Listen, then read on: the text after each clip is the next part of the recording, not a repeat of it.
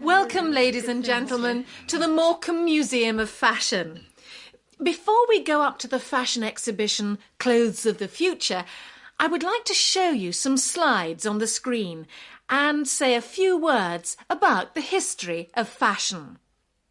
I will also mention some of the important people in fashion.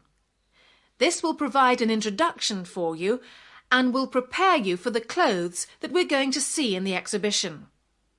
As I'm sure you know, nowadays fashion is something that almost everybody enjoys.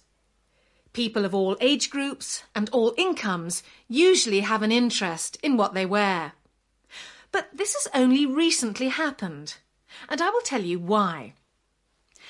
Until the beginning of this century, it was only the rich who could afford to follow fashion. There were no factories to make many copies of the same article as there are today. Rich men and women wore trousers, jackets and dresses which were made especially for them.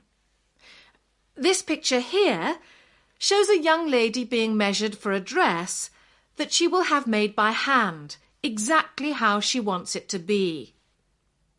Ladies' clothes in those days were long and usually tight-fitting and made of heavy material.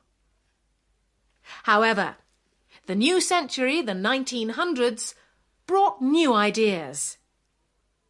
The important person at this time was Coco Chanel, who started making clothes in 1908 in Paris.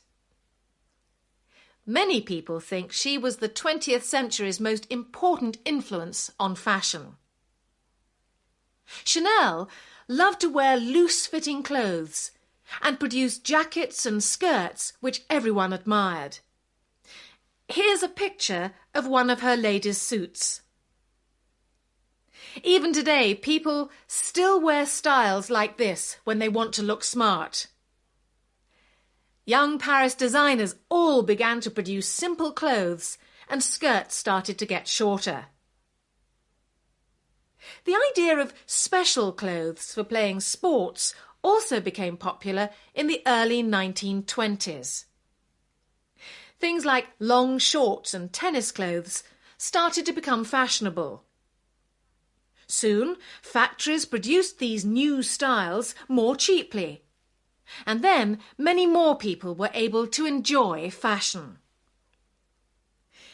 In 1947, after the Second World War, Christian Dior used all the new materials available to produce a fashion which was known as the New Look. As you can see in this picture, he made skirt lengths longer again. Later, in the 60s, flower power and student fashion were popular. In London, Mary Quant introduced short skirts. These were worn with boots that went up to the knee. Look at the white, shiny boots in this picture. And now we come to today's exhibition. Some of the clothes you will see today will be very different from anything which you have seen before. The exhibition aims to take a look at the sort of clothes that we might wear in the next 50 years. Let's go inside and have a look at the exciting clothes that are waiting for us.